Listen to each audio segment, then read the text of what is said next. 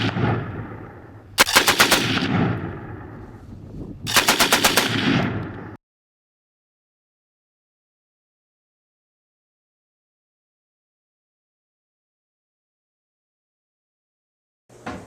welcome to another video episode on ForgottenWeapons.com. I'm Ian. I'm here with Duncan McCollum. He's author of Japanese Rifles of World War II.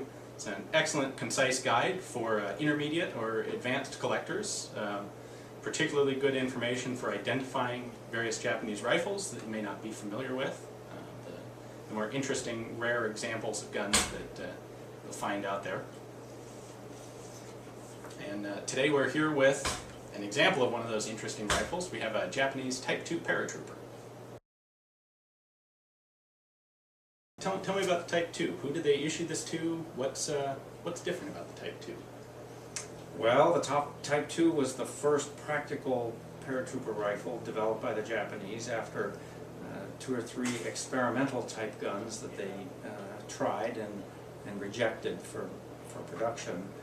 And they didn't really settle on this design until 1942, well into the war, as a matter of fact, and they only made about 22,000 of them. And they used these rifles to outfit their limited number of paratroop soldiers, which they had begun developing and training in 1940 with help from the Germans. This particular rifle actually is a pretty clever design. It's very simple. It's really just a modified version of their standard Type 99 infantry rifle in 7.7mm caliber, but designed so that the gun breaks into 2 pieces so that it could be put into a canvas leg bag and carried. So let's take a closer look at how this disassembles. Duncan, if you would be so kind as to take that apart for me.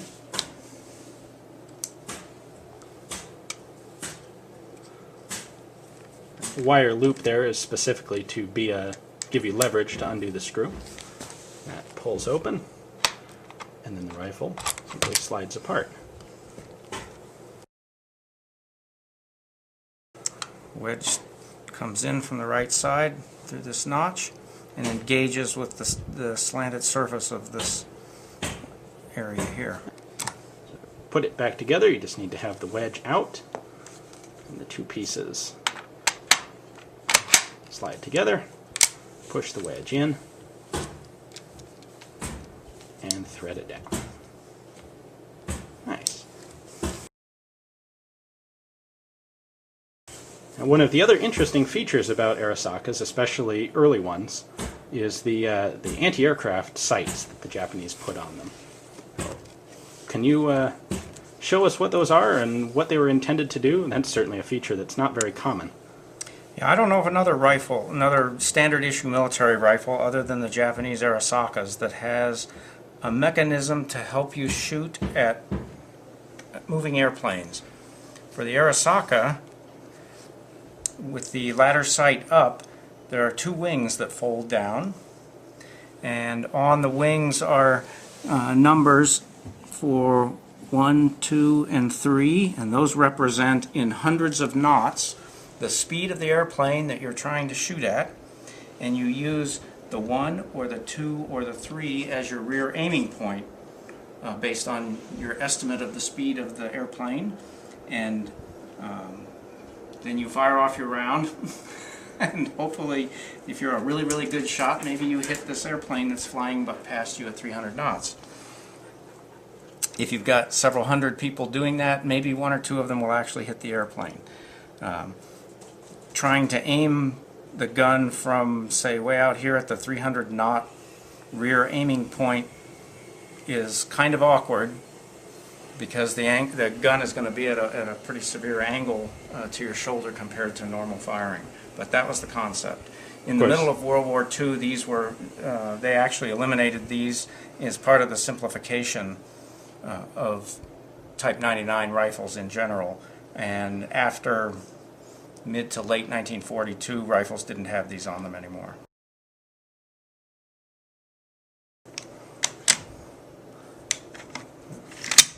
The dust cover is designed so that it moves back and forth with the bolt.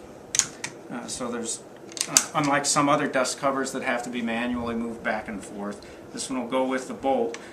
You know, the purpose is similar to that of any other dust cover, which is to keep dirt and debris and other things out of the bolt in action.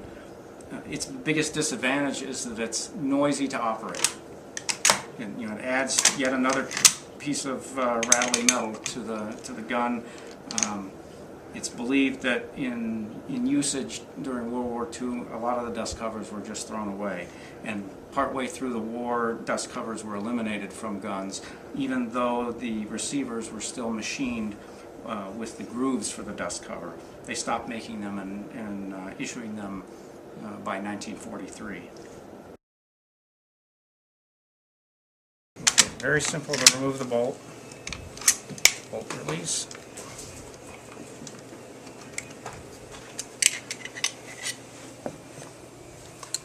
Take the bolt apart. Just requires depressing and rotating the cocking knob, or the safety knob. In this case, it's not a cocking knob. And removing the firing pin, which has an internal coil spring. Those are the only pieces that a soldier needs to disassemble from his bolt in order to inspect or clean it. All right, let's go ahead and put that bolt back together. That's another simple operation, something really easy to do in the field. Firing pin goes in, spring is inside it, and then the safety knob on the back pushes in and rotates the lock. And that's it. That's the bolt reassembled. So thank you for tuning in today to ForgottenWeapons.com. I'd like to encourage you to pick up a copy of Duncan's book if you have an interest in Japanese military rifles of World War II.